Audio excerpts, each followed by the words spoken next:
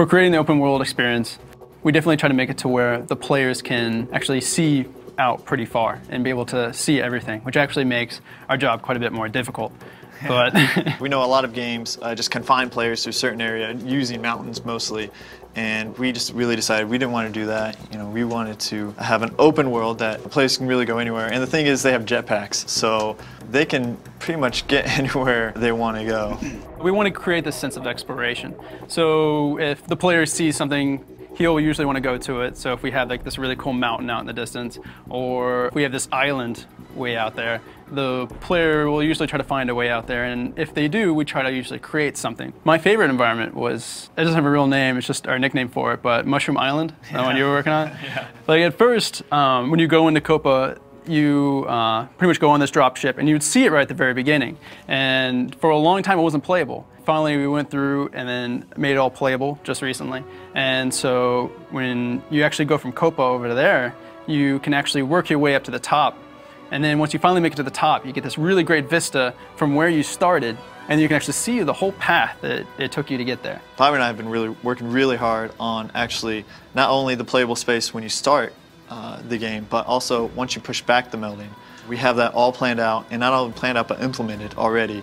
Yeah, once we push back the melding and we get to some of those environments that have like really been changed up and I guess feel very alien, we'll have like a whole new, something very different to work with.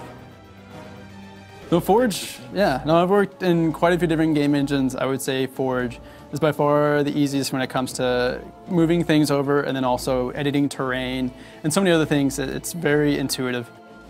I mean, we've had several times when we've had entire cities we've built, and it's like, oh guys, we need this moved like a mile down the beach. And it's like, oh, okay, well, it's not gonna be that bad because the tool we work with actually gives us the liberty to copy it, the whole city, and paste it down the beach. What's really cool about Firefall, another thing that's really cool, is just the fact that we incorporate our PvP maps into our open world.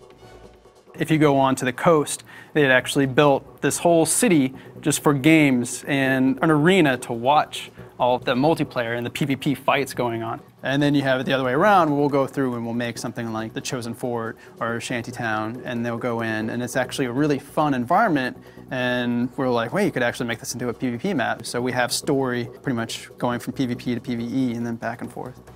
It's really awesome how dynamic Firefall is, because it's not like we just have a sterile world. I mean, it's alive and it's breathing. Which makes it a little difficult to design for. Yeah. Because it would be a lot easier before, because I'm used to making an environment and then designing an environment to where there's an encounter here and the players can take route A, B, or C to get to it. Even our open world spawns, the creatures can just be spawn out from anywhere, and it will randomize.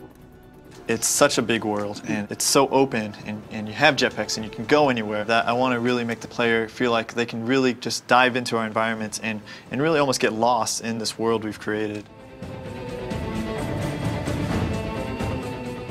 Thanks so much for watching. I hope you have a better idea of the open world for New Eden and Firefall. Firefall comes out soon. We're expanding our beta, and I hope to see you in the open world.